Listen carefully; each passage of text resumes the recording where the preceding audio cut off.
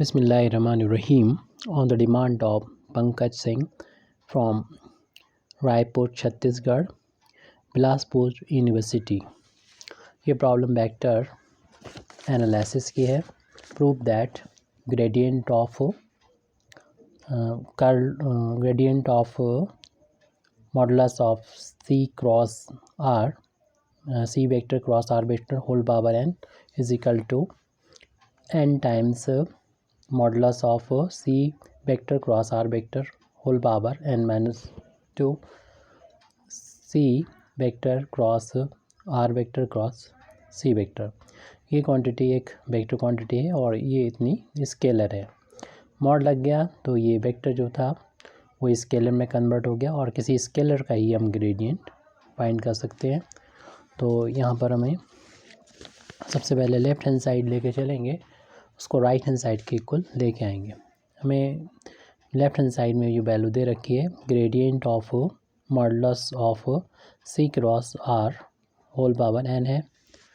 तो यहाँ पर हम सबसे पहले तो ग्रेडियंट की जो डेफिनेशन होती है उसका यूज़ करेंगे और इसमें पूरा ना लिख के हम इसमें सिग्मा का यूज़ करेंगे और जिस तरीके से I के लिए होगा वैसे J और K के लिए होगा और X और Y और Z के लिए होगा. तो सिर्फ हम I cap del over del X इसको इस तरीके से लिखा जा सकता है C vector cross R vector whole power n. इसको ऐसे हम लोग लिख सकते हैं इसके कंपोनेंट की फॉर्म में. और ये हमने सिर्फ एक ही टर्म लिखा है, वैसे तो J और K के लिए दो टर्म और होंगे. तो सिग्मा का हमने इसलिए यूज़ कर दिया, जैसे I के लिए होगा वैसे J और K के लिए होगा, यानी X के लिए होगा वैसे Y और Z के लिए होगा. तो इसको ही सॉल्व करके सिग्मा को जब हम ओपन करेंगे तो पूरी वैल्यू हमको मिल जाएगी. तो सबसे पहले तो हम इसको X समझते हुए उसका डिफ्रेंशिएशन करेंगे. तो ये सिग्मा I का वैसे लिखा रहने दें. डिफ्रेंशिएशन करते हैं तो पावर आगे आ जाती है और जितनी भी पावर होती है किसी भी क्वांटिटी की उसमें से एक माइनस हो जाएगा, यानी n-1 हो जाएगा. लेकिन क्योंकि ये x नहीं था, ये तो modulus of C cross R था होल पावर n, तो इसका हमें दोबारा से डिफ्रेंशिएशन करना पड़ेगा. जिसको हमने x लिया था ये पावर तो आगे आ गई, उसमें हमने फार्मूला लगा दिया.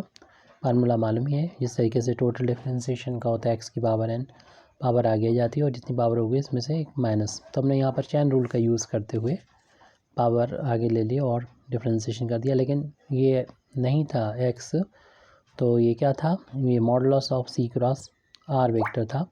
तो इसका हमें डिफ्रेंशिएशन x के रिस्पेक्ट में हमें इसका करना होगा. तो इस वैल्यू में मॉड लगा हुआ है इसीलिए ये प्रॉब्लम हमारे पास शायद आई है, नहीं तो ये प्रॉब्लम नहीं होती.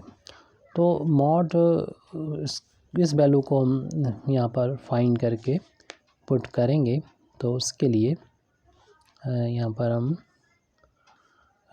सबसे पहले तो इसे इक्वेशन नंबर 1 डाल के छोड़ देते हैं और मान लेते हैं कि जो वेक्टर C है, जो वेक्टर यहाँ पर C है, उस वेक्टर C को हम इस तरीके से लिख सकते हैं C1 I कैप प्लस का C2 J कैप प्लस का C3 K कैप. और जैसे कि हम लोग जानते हैं कि वेक्टर R जो होता है वो होता है X I cap plus Y J cap plus Z cap plus Z K cap. ये वैल्यू होती है इसकी. अब हमें इसके मॉडुलस की वैल्यू निकालना है C क्रॉस R की, तो पहले हमें पता होना चाहिए C क्रॉस R है कितना. तो इसकी वैल्यू अलग से निकाल के यहाँ पर पुट करेंगे. तो हम यहाँ पर पहले तो फाइंड कर लें C क्रॉस R वेक्टर. तो दो वेक्टर का क्रॉस प्रोडक्ट हम डिटर्मिनेंट का यूज़ करते हुए भी फाइंड कर सकते हैं. उसके लिए हमें यहाँ पर फर्स्ट रो में लिखना होता है I J K और सेकंड और थर्ड रो में आएगा ये C के जो कोफिशिएंट हैं I J K वो लिखेंगे C1 C2 और C3. और R वेक्टर का में देखें, इसमें यहाँ पर इसके कोफिशिएंट आएंगे I J K जो कि X Y Z होंगे. और इनका हम जब एक्सपेंड करेंगे तो I से जाने वाले रो और कॉलम को छुपा लीजिए और इसको एक्सपेंड करेंगे तो इसका इंटू इसमें माइनस इसका इंटू इसमें हो जाएगा। तो वही यहाँ पर हम लिखेंगे, यानी ये वैल्यू हो जाएगी C2Z माइनस का C3Y। फिर इसका साइन माइनस होता है, प्लस माइनस प्लस, तो माइनस जैसे जाने वाले रो और कॉलम को छिपा लेंगे और क्रॉस में इसका इंटू कर देंगे। C1Z हो जाएगा, C1Z माइनस का C3X हो गया। प्लस के कैप को छुपा लेंगे, यानी हम फर्स्ट रो के रिस्पेक्ट में एक्सपेंड करें तो लास्ट एलिमेंट के कैप है, इससे जाने वाले रो और कॉलम को छुपाने पर ये बचा है। इसका इंटू यहाँ हो जाएगा और इसका इंटू यहाँ पर हो जाएगा। तो ये वैल्यू हो जाएगी C1Y माइनस का C2X। अब जिस तरीके से ये दोनों प्लस हैं, उसे प्लस बनाने के लिए माइनस को बाहर लेके इसको प्लस कर दें तो ये वैल्यू आ गई C2Z और माइनस का C3Y। ये आई का कोएफिशिएंट हमें मिल गया। माइनस कॉमन लेने पर ये प्लस हो जाएगा, इसको पहले लिख देते हैं C3X माइनस का C1Z और ये जे कैप को बाद में लिख दिया, प्लस C1Y माइनस का C2X और यहाँ पर के कैप को हमने लास्ट में लिख दिया। ये वैल्यू जो आई है वो C क्रॉस R के बराबर आई है। हालांकि हमें जो वैल्यू चाहिए है वो उसके मॉडुलस की चाहिए, इसलिए हम इनका मॉडुलस निकाल लेंगे। और आपको मालूम है किसी वेक्टर का मॉडुलस कैसे फाइंड किया जाता है। ये स्क्वायर रूट फार्मूला पता है आपको, आई के कोएफिशिएंट का स्क्वायर। आई का कोएफिशिएंट यहाँ पर है C2Z माइनस का C3Y इसका स्क्वायर प्लस जे का कोएफिशिएंट यानी C3X माइनस का C1Z का स्क्वायर प्लस के का कोएफिशिएंट का स्क्वायर यानी C1Y माइनस का C2X का होल ऑफ स्क्वायर हो जाएगा। अब ये वैल्यू जब आ चुकी है, यानी स्क्वायर रूट लगा दें या फिर हम स्क्वायर रूट को हटा के इसकी पावर 1/2 भी कर सकते हैं, वो हम आप बाद में कर लेंगे जब इस वैल्यू को अब हम इक्वेशन नंबर 1 में पुट करने जा रहे हैं। तो इक्वेशन नंबर 1 में ये वैल्यू पुट करने जा रहे हैं, इसको भी हम इक्वेशन नंबर 2 डाल देंगे ताकि हम आप इसका यूज़ कर सकें। तो इक्वेशन नंबर 2 से ये C क्रॉस R की वैल्यू इक्वेशन नंबर 1 में रखने पर, तो from equation number 1, equation number 1 हमने जो डाला था वो वैल्यू लेफ़्ट हैंड साइड में चल रही थी, जो हमें वैल्यू फाइंड करना है, लेफ़्ट हैंड साइड जो प्रूव करना है वही चल रही थी। तो ग्रेड ऑफ यानी gradient of C vector cross R vector और उसकी पावर n इसके, और इसकी वैल्यू चल रही थी सिग्मा। इक्वेशन नंबर 1 लिख रहे हैं हम और उसमें वैल्यू पुट कर रहे हैं जो इसमें आई कैप है और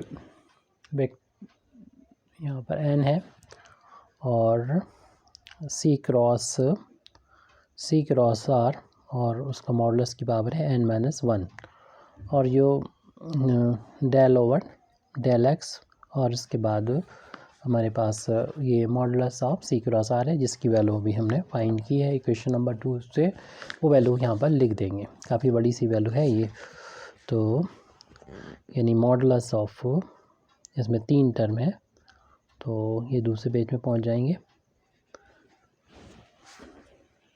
तो फर्स्ट इसकी वैल्यू पुट कर रहे हैं हम C2Z माइनस का C3Y इसका whole of square plus C3X minus C1Z का होल ऑफ स्क्वायर और प्लस C1Y माइनस C2X का होल ऑफ स्क्वायर।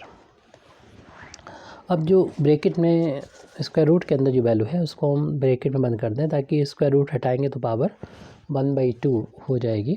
तो ग्रेडियंट ऑफ अगले स्टेप में यानी लेफ्ट हैंड साइड तो वही रहेगी, gradient of C cross R की पावर n, इसको मैं प्रूव करना है जो राइट हैंड साइड में लाना है।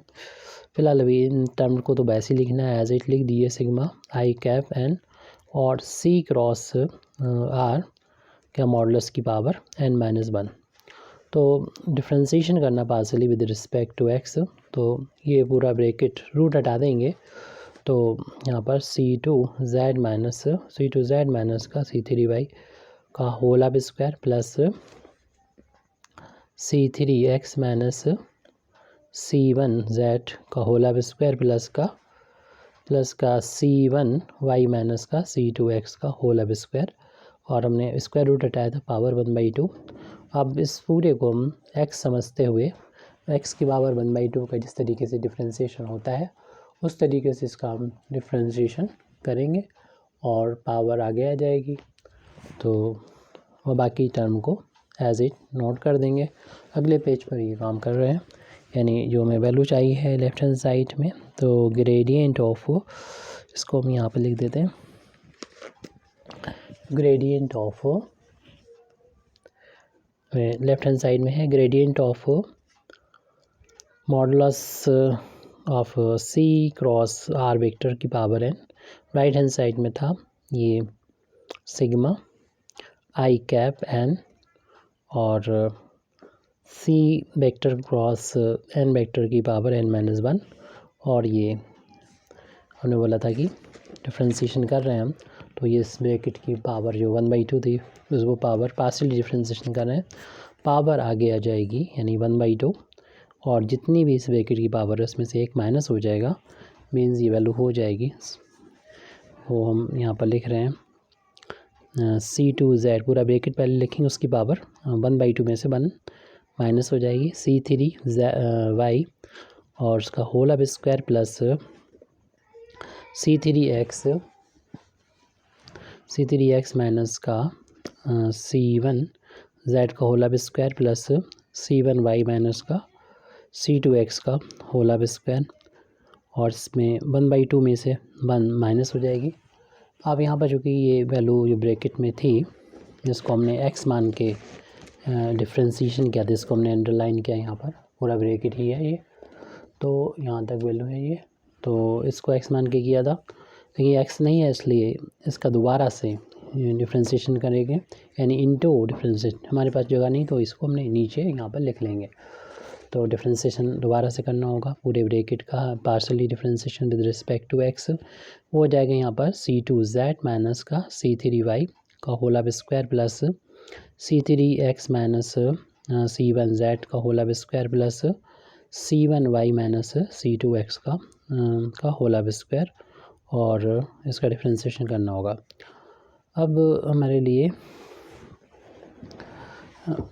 ये जो फैक्टर हैं उनको तो ऐसे ही लिखना होगा, और ये जो चल रहा था लेफ्ट हैंड साइड वो तो वही रहेगा, राइट हैंड साइड यानी ये वैल्यू जो चल रही है वो gradient of C vector cross are vector की पावर एन के को चल रही है, फिर बाकी जो फैक्टर थे वो लिख देंगे सिग्मा आई कैप एन और सी क्रॉस आर वेक्टर की पावर n-1, और अपान में ये 2 है वो हम इसके नीचे भी यहाँ पर भी लिख सकते हैं, होल अपान में लिख सकते हैं 2, और ये ब्रैकेट है उसकी पावर अब हो चुकी है जो 1/2 में से 1 माइनस हो रही थी उसमें से -1/2 बचेगी, और डिटेल में लगाना है आप चाहें तो शॉर्ट में भी कर सकते हैं इसको, C2Z माइनस का C3Y का होल अब square plus C2X minus C1Z का होल अब स्क्वायर प्लस C1Y माइनस का C2X का होल अब स्क्वायर, होल पावर माइनस के 1/2 बची है। अब यहाँ पर इनटू में है, उसके बाद है ये डिफ्रेंशिएशन करना है x के रिस्पेक्ट में इन तीनों ब्रैकेट्स का,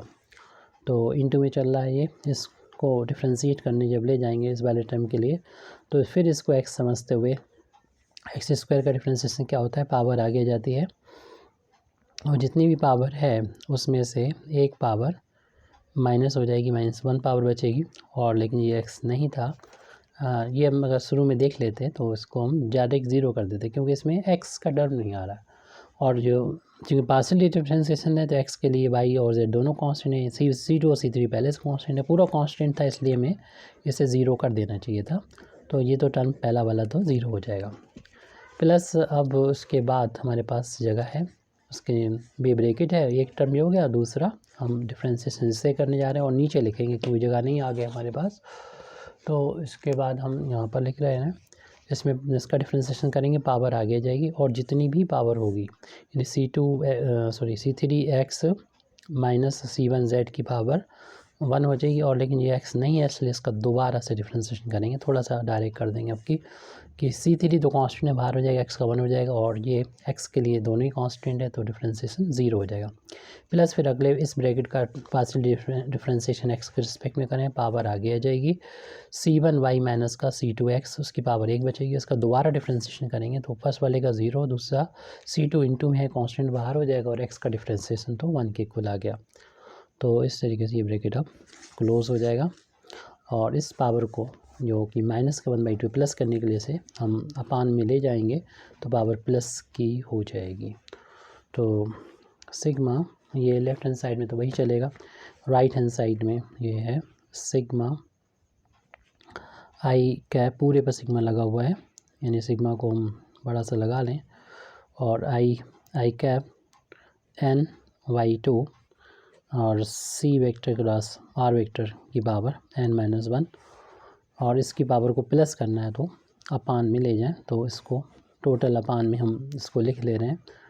पावर ये है इसकी 1/2 है, नीचे जाएगी तो पावर प्लस का 1/2 हो जाएगी, तो प्लस पावर 1/2 अपान में ब्रैकेट को ले जा रहे हैं, नीचे ले जा रहे हैं। C2 Z माइनस का C3Y की power 2 plus C2X minus C1 Z की पावर 2 प्लस C1Y माइनस का C2X की पावर 2, और उसकी पावर हो जाएगी प्लस का 1/2।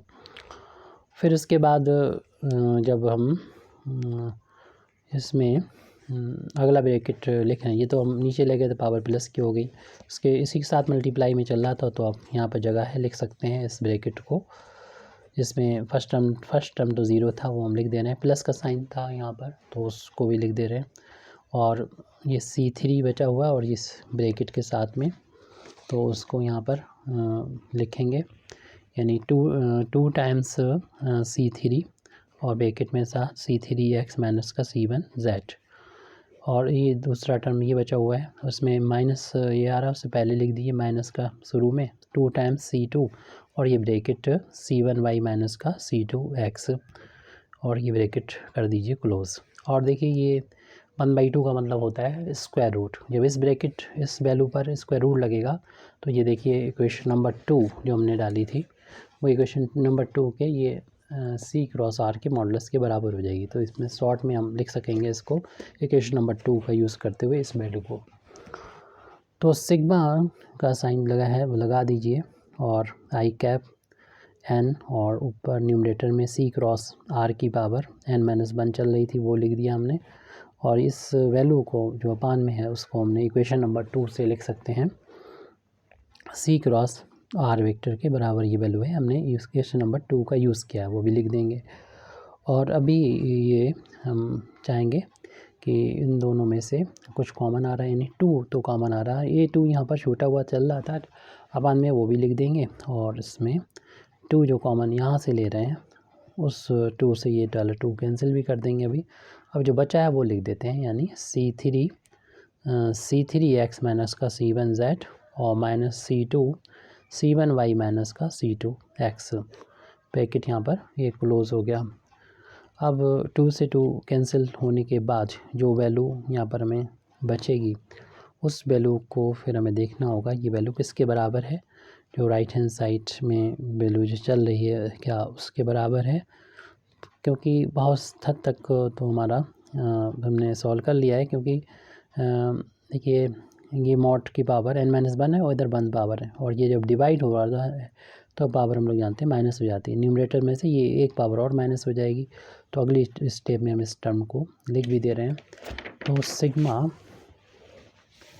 तो चल ही रहा है, जो प्रूव करना है उसी लेफ्ट हैंड साइड में वो तो लिखा ही हुआ है, और ये है सिग्मा है, उसके बाद आई कैप था, 2 तो कैंसिल हो गया था, n है, और उसके जैसे भी मैंने बोला था C क्रॉस R की पावर n-1 ऊपर थी और एक पावर और इसमें से माइनस हो जाएगी, और जो ब्रैकेट है बस वही वैल्यू में यहाँ पर ये लिखना होगी, बाकी तो सॉल्व ये हमारा हो चुका है यहाँ पर, तो उस ब्रैकेट को लिख देते हैं, ये ब्रैकेट की जो वैल्यू है यहाँ पर लिख देते हैं, यह C2X minus C1Z minus C2 और C1Y माइनस का C2X, ये वैल्यू इक्वेशन जो भी हमने वैल्यू लिखी थी वहाँ से ये वैल्यू है, यस यही वैल्यू है, तो इसको हमने यहाँ पर नोट किया है, थोड़ा सा कंफ्यूजन है, ये वैल्यू C3 है या C2 है, तो इसको और चेक करके लिखना होगा, ये C3 है यहाँ पर, और ब्रैकेट के अंदर भी C3 है। तो ये वैल्यू चल रही है C3 के मीन्स ये वैल्यू C3 है, ये भी C3 है, दोनों सेम वैल्यू ये चल रही होंगी C3। अब हमको जो प्रूव करना है उसको थोड़ा सा देखेंगे कि और सिग्मा से देखिए n भी बाहर आ जाएगा। सिग्मा i के लिए है, x बाई z के लिए होता है, i j k के लिए होता है। तो n सिग्मा से बाहर लिख सकते हैं और modulus of c cross r vector की पावर ये जुड़ जाएगी -2 यानी n-2 हो जाएगा। सिग्मा जो है वो 1 2 3 सब के लिए होता है, x बाई z के लिए होता है, i j के लिए होता है। तो सिग्मा इन पर तो अप्लाई रहेगा यानी i कैप पर और ये पूरे ब्रैकेट पर C3 और C2x माइनस का C1z माइनस का C2 और C1y माइनस का C2x पर तो अप्लाई रहेगा। हमारे लिए एक ऑप्शन ये है कि हम यहाँ से दे के चलें और राइट हैंड साइड में जो हमें प्रूव करना है उसके बराबर वैल्यू ले आए, क्योंकि इतना तो हमें ये प्रूव करना था, वो ये वाले टर्म तो इतने तो आ चुके हैं। अब जो वैल्यू जो बची है ब्रैकेट में वो शो हो रही है, इसके बराबर हमें प्रूव करना होगा C cross R cross C के बराबर। तो इसको भी हम जो है वो वहाँ से डाके डायरेक्ट प्रूव कर सकते हैं, या फिर जो है यानी लेफ़्ट से भी राइट जा सकते हैं, राइट से भी लेफ़्ट जा सकते हैं। मींस इसे और आगे बढ़ाएं और वहाँ पर हम उसको पहुँचा दें, ऐसा भी किया जा सकता है। यानी हम यहाँ पर इसको ओपन कर दें ब्रैकेट को, ऐसा ये जो था वो C3 था, तो इसको C3 कर लें, जैसे कि अभी हमने पीछे वहाँ पर इसको देखा था कि ये C3 था, तो इसलिए वही कर लेते हैं यहाँ पर। अब हमारे लिए बस इतना होगा कि ये हमने बता दिया ये वैल्यू जो है वो राइट हैंड साइड में आ रही है, प्रूव करना है। ये जो वैल्यू दिख रही है सिग्मा के बाद वो हमें सिर्फ इतने के बराबर प्रूव करने की रह गई है, C cross R cross C। तो लेफ़्ट से राइट जाना थोड़ा मुश्किल लगेगा, तो ऐसा करते हैं कि ये वैल्यू हम फाइंड करके रख लेते हैं और ये प्रूव कर दें कि ये इसके बराबर है। तो हम कह सकेंगे कि ये वैल्यू किसके बराबर है, यानी इस वैल्यू को हम निकालेंगे और बता देंगे कि ये वैल्यू बराबर है C cross R cross C के बराबर है। वो हम रख देंगे यहाँ पर, इक्वेशन इसको डाल देते हैं। 2 तक हो चुके, तब हमने इक्वेशन ऐसे इक्वेशन नंबर 3 डाल देते हैं। तो राइट हैंड साइड्स का हम थोड़ा सा हेल्प ले लेंगे और इसकी वैल्यू को बता देंगे ये C क्रॉस ब्रैकेट में R क्रॉस C के बराबर है, सॉरी R क्रॉस C के, यस R क्रॉस C के बराबर है, ये प्रूव कर दें हम। तो इसके लिए हमें इन दो वेक्टर का आपस में मल्टीप्लिकेशन करना पड़ेगा। वो हमारे लिए ठीक है कि हमने वैल्यू निकाली है, C क्रॉस R की वैल्यू निकाली है। C क्रॉस R की वैल्यू जो फाइंड की है उसका हम यहाँ पर यूज़ कर सकते हैं, या फिर हम इसको दूसरे मेथड से भी निकाल सकते हैं। राइट हैंड साइड में जो वैल्यू है वो आपके C cross R cross C के इक्वल है। तो इसमें वेक्टर ट्रिपल प्रोडक्ट का फार्मूला लगा के भी निकाल सकते हैं इसको, वही हमारे लिए बेहतर नज़र आ रहा है हमको। तो पहले आपको बता दें कि वेक्टर ट्रिपल प्रोडक्ट का फार्मूला क्या होता है। इन 3 वेक्टर हों, उनका क्रॉस प्रोडक्ट हो रहा हो, यानी वेक्टर ट्रिपल प्रोडक्ट हो रहा हो, तो जो ब्रैकेट के बाहर अभी आपको नज़र आ रहा है वो अब हमेशा ब्रैकेट के अंदर रहेगा। ये फार्मूला है, अपने तरीके से याद करें इसे। और ये यहाँ से पहले मिल रहा है B, तो B को पहले बाहर करें और इसमें C आ जाएगा। माइनस का निशान आएगा बिटवीन साइन। A तो हमने कहा कि अंदर ही रहेगा ब्रैकेट के, डॉट बाद में ऑर्डर वही रहेगा A B C, यानी A B और C को ये बाद में आ रहा था तो बाद में बाहर किया, B पहले मिला पहले बाहर किया। ये फार्मूला है, अपने किसी भी तरीके से याद करें। बस यहाँ पर ये अप्लाई जब करेंगे C cross R cross C की वैल्यू को फाइंड करने के लिए, तो ये इस तरीके से हो जाएगा। यानी C जो बिल्कुल बाहर था वो अब हमेशा अंदर रहेगा और C क्रॉस C हो जाएगा, R ब्रैकेट बाहर माइनस C डॉट जो हमेशा ये बाहर था वो अंदर रहेगा, और फिर बाद में ऑर्डर वही है C डॉट R, और ये C को बाहर कर दिया। अब इसकी वैल्यू को हम निकाल के बता देंगे कि ये वैल्यू इसके बराबर है, तो उसकी जगह पर हम ये रख सकेंगे और हमारा इस तरीके से प्रूव हो जाएगा। तो C.C का मतलब ये कितना होता है वो यहाँ पर रखें और इसी तरीके से इनकी भी वैल्यू रखेंगे। तो इसको हम यहाँ पर लिख ले रहे हैं C, ये वेक्टर जो है वो C1i प्लस का C2j प्लस का C3k, इसको ये माना था। डॉट प्रोडक्ट इसी C के साथ में यानी C1i आप डायरेक्ट भी कर सकते हैं, स्क्वायर हो जाएंगे तीनों के अलग अलग। हम बहुत ही डिटेल में इसको कर रहे हैं। फ़िलहाल अभी ये जगह कम पड़ जाएगी इसलिए हम आर की वैल्यू फ़िलहाल अभी नहीं रखते हैं। इस आर को यहाँ पर रख दें। पहले मेन इस ब्रैकेट को सॉल्व करना है तो इसलिए इस ब्रैकेट के अंदर आने वाली जो वैल्यू है सी और आर की, उन वैल्यू को रख देंगे। C1i कैप प्लस का C2j कैप प्लस का C3k cap. Dot product are के साथ करेंगे और आर की जो वैल्यू है वो xi प्लस का yj प्लस का zk और सी वेक्टर यहाँ पर लिख लेंगे। सी वेक्टर यहाँ पर लिख देंगे।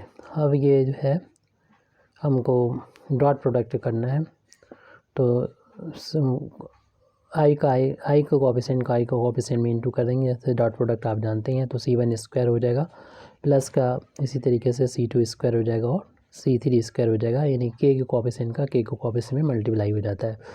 फिर वेक्टर आर के लिए अब हमारे पास जगह होगी तो यहाँ पर वैल्यू पुट भी कर दें। इसकी वैल्यू xi कैप प्लस का yj कैप प्लस का zk कैप, ये आर वेक्टर की वैल्यू रख दी हमने।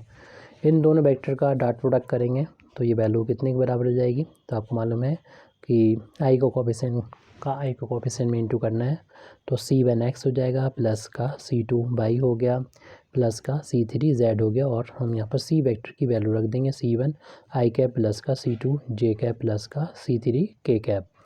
अब हम इसको दिखा देंगे कि ये इसी तरीके का है। हालांकि इसमें तो सिग्मा लगा हुआ है लेकिन हम पहले सारी वैल्यू को लिख देंगे, बाद में सिग्मा का यूज़ करके बता देंगे कि कितना आएगा। तो यहाँ पर सभी का आपस में सभी का इंटू हो जाएगा तो 3 का 9 टर्म ये और 9 ये 18 टर्म तो हमें मिलेंगे। उनको फिर 6 के बार में बांटना पड़ेंगे इस तरीके से। तो इस C1 का इस तीनों टर्म में इंटू कर देंगे तो हमें मिलेगा C1 square xi cap plus का C1 square by j cap plus C1 square zk cap. अब आप अपने हिसाब से कैलकुलेशन कर लीजिएगा, हमें तो जैसे कि पूरा दिखाना है, आप शॉर्ट में इंटू करके सिग्मा लगा के डायरेक्ट ये वैल्यू लिख सकते हैं। इसका इंटू सभी में करेंगे तो ये वैल्यू हो जाएगी, इसको हम ब्रैकेट में रखेंगे।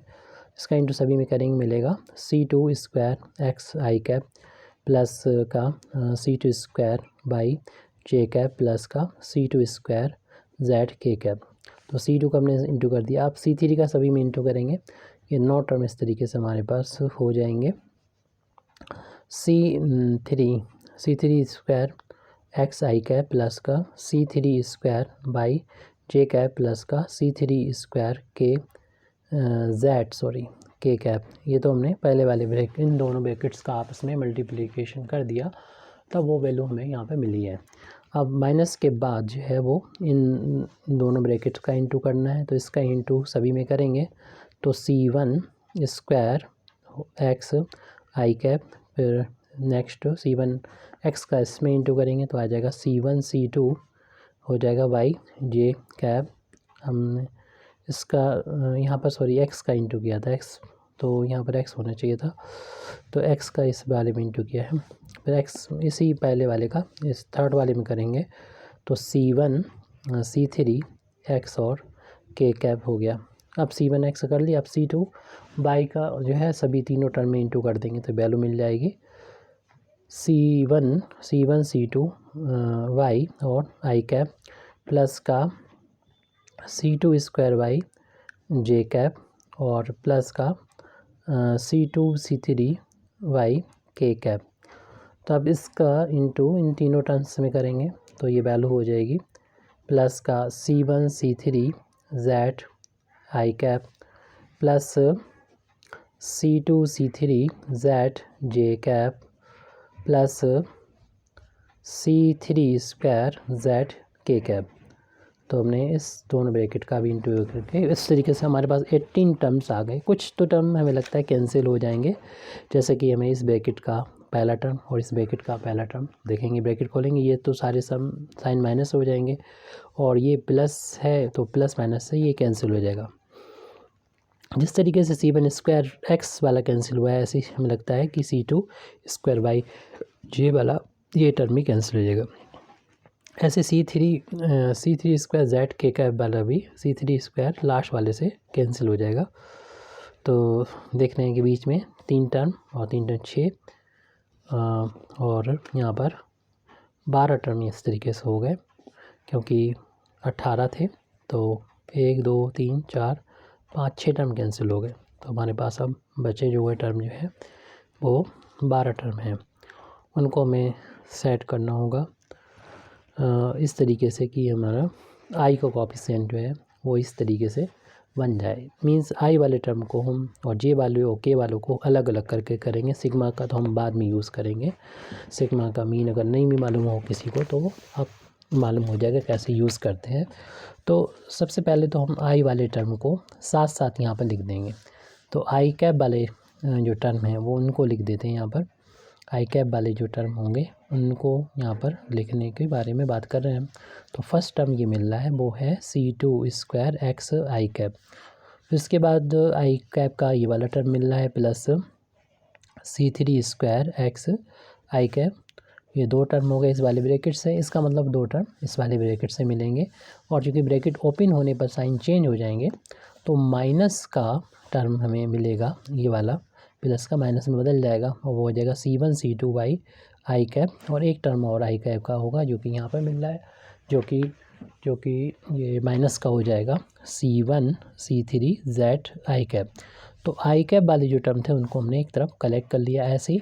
फिर जे कैप वाले टर्म होंगे वो लिखेंगे। तो फर्स्ट टर्म यहाँ पर हमें मिल चुका है C1 स्क्वायर वाई, ये जे कैप का फर्स्ट टर्म है। उसके बाद यहाँ पर हम लोग देखेंगे मिला है ये इस वाले ब्रैकेट में तो ही मिलना है, प्लस का हर ब्रैकेट से 2 मिलना है C3 स्क्वायर वाई जे कैप। तो उस टर्म को लिख दिया। अब इस वाले ब्रैकेट से माइनस वाले हमें 2 टर्म मिलेंगे, तो ब्रैकेट खोलने में सारे टर्म माइनस हो जाएंगे।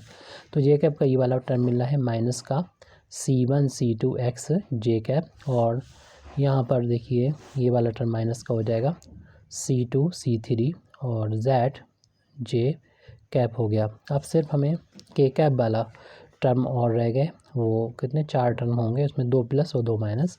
तो पहले वाले ब्रैकेट से प्लस के 2 टर्म के कैप वाले मिल जाएंगे। फर्स्ट टर्म तो यहाँ पर नज़र आ रहा है हमको C1 स्क्वायर जेड के कैप हो गया और इसके बाद के कैप वाला एक टर्म यहाँ पर है ये C2 स्क्वायर जेड के कैप का टर्म हो गया। अब माइनस वाले 2 टर्म के कैप वाले यहाँ पर देखिए माइनस का हो जाएगा जी, माइनस का C1 C3 एक्स के कैप का ये टर्म हो गया और के कैप का लास्ट टर्म और रह गया। बाकी सारे टर्म फिर हम लिख देंगे माइनस का C2 C3 वाई और के कैप, ब्रैकेट क्लोज कर दें। इस तरीके से हमारे ये 4 12 टर्म जो थे वो यहाँ पर हो गए 12 और 6 18। ठीक, तो अब यहाँ पर हमें इस तरीके से आई कैप का जो कोएफिशिएंट है उसे कलेक्ट करना होगा और ऐसे ही इसमें भी करना होगा। तो आई को कॉमन ले लें पहले, तो पहला काम तो ये आई को कॉमन ले लेना है। तो आई कैप को हम यहाँ पर लेफ्ट हैंड साइड में कॉमन ले लिया और उस तरीके से फैक्टर भी करना है, 2 ब्रैकेट बनाना है, बीच में माइनस साइन लेना और ब्रैकेट के अंदर भी माइनस होना चाहिए। तो ये तभी पॉसिबल होंगे जब हम एक प्लस माइनस करें। और उसमें भी पहला टर्म हमें C3 स्क्वायर से मिलेगा, तो इस फैक्टर को हम पहले लिख दे रहे हैं, यानी C3 स्क्वायर एक्स आई कैप को पहले लिख देंगे और फिर हमें C1 C3 लिखना चाहिए जैसा कि हमें प्रूव करना है। Z वाला टर्म इस वाले टर्म को हम पहले लिख देंगे, यानी माइनस का C1 C3 Z। और आई तो सॉरी बाहर ले चुके हैं तो इसको हमें लिखना ही नहीं था, तो इतना हमने दोनों टर्म को एक ब्रैकेट में कर लिया। आप जैसा कि प्रूव करना है उस हिसाब से हमने इसको लिखा है। इन दोनों टर्म को लिख लिया है C3 और बाकी जो 2 बचे हुए हैं उनमें चूँकि हमें प्रूव करना है क्वेश्चन नंबर 3 में वहाँ माइनस आ रहा, तो इन दोनों बचे हुए टर्म में से माइनस कॉमन लेंगे तो ये वाला टर्म जो माइनस था वो तो प्लस हो जाएगा और ये वाला टर्म माइनस हो जाएगा। तो C1 C2 वाई हो जाएगा और माइनस का C2 स्क्वायर, ये प्लस था वो माइनस में बदल गया C2 स्क्वायर एक्स। और ब्रैकेट क्लोज कर दें। जिस तरीके का काम हमने इधर किया है आई वाले में, ऐसे जे और के वाले में भी करना है। अब चूँकि सब एक जैसा है तो हम सिग्मा का भी यूज़ कर सकते हैं। तो चलिए पहले उसमें हम सिग्मा का यूज़ नहीं कर रहे हैं, इसी तरीके से ये टर्म लिख दे रहे हैं। यानी हम सभी टर्म इस सेकंड वाले ब्रैकेट में से जे कैब आप चाहें तो कर सकते हैं, इसमें सिग्मा लगा दें, बाकी ना लिखें टर्म को और जे कैब लिख दें।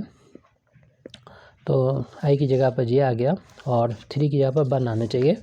यानी यहाँ पर हमें टर्म लिखना चाहिए C1। इसी को देख के हम इसको लिख रहे हैं, उसे चेक वहाँ से कर लेंगे।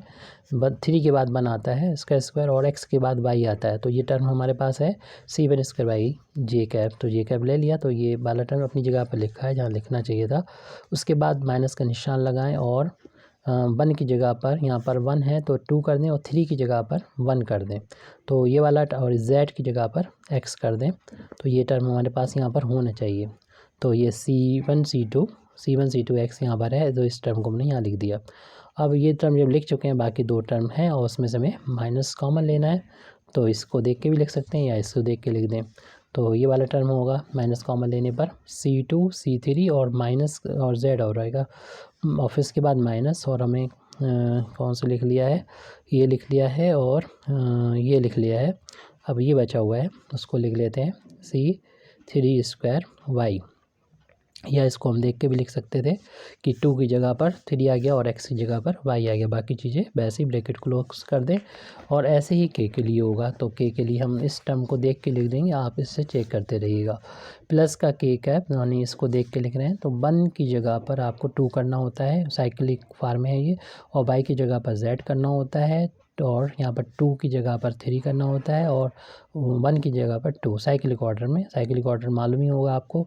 फिर माइनस का निशान लगा देंगे और इसमें 2 की जगह पर 3 करना होगा, और 3 की यहाँ पर 1, और z की यहाँ पर x, माइनस यहाँ पर 3 की जगह पर 1 करना होगा, स्क्वायर है, और इधर y की जगह पर करना होता है z।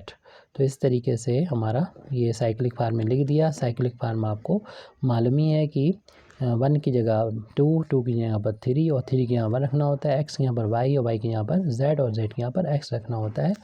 और क्लियर करना है तो आप पूछ सकते हैं। फ़िलहाल अभी हम चूँकि सब साइक्लिक ऑर्डर में है तो हमें तीनों को लिखने की ज़रूरत नहीं है, सिर्फ एक लिख देते हैं आई वाला, और इससे पहले सिग्मा का यूज़ कर लेते हैं, सिग्मा आई कैब, और साथ ही साथ इसको लिख लेंगे और C3 स्क्वायर x माइनस का C1 C3 x z, और minus C1 C2 y minus का C2 square x, bracket close कर दें। और फिर हम यहाँ पर कॉमन लेके दिखा दें कि इन दोनों में से हमें कॉमन नज़र आ रहा है C3 कॉमन लेने पर C3 x माइनस का C1 z बचा हुआ है, इसमें से C2 कॉमन नज़र आ रहा है। C2 को जब यहाँ से बाहर ले लेंगे तो आ जाएगा C1 y माइनस का C2 x। तो ये वैल्यू देखिए इक्वेशन नंबर 3 में वो वही वैल्यू है। तो इस वैल्यू ये किसके बराबर आया, ये वैल्यू हमने जो फाइंड की है, यानी C cross R cross C की वैल्यू को हमने प्रूव कर दिया कि इसके बराबर है आई कैब C3 x माइनस का C1 z minus C2 C1 y minus C2 x के बराबर प्रूव कर दिया। यानी इसकी जगह पर हम लिख सकते हैं, ये लिख सकते हैं इक्वेशन नंबर 3 में। तो ये वैल्यू इक्वेशन नंबर 3 में पुट कर दें। पुटिंग दिस वैल्यू जो राइट हैंड साइड में वैल्यू है उसके इन इक्वेशन नंबर 3, तो इक्वेशन नंबर 3 में रख देंगे। तो हमसे जो पूछा गया था grade of C cross R की पावर n, तो जो हमें प्रूव करना था वो आ गया है। इतना तो इक्वेशन नंबर 3 में था ही पहले से, n C क्रॉस R की पावर मॉडुलस की पावर n माइनस का 2, और ये पूरी वैल्यू जो है उसकी जगह पर लिख देंगे C vector cross R vector cross C vector. ये प्रॉब्लम बहुत बड़ी सी थी, कंप्लीट यहाँ पर हो गई है। Thank you very much indeed for listening me. वाक़िफ़ दावाना अल्हम्दुलिल्लाहि रब्बिल आलमीन।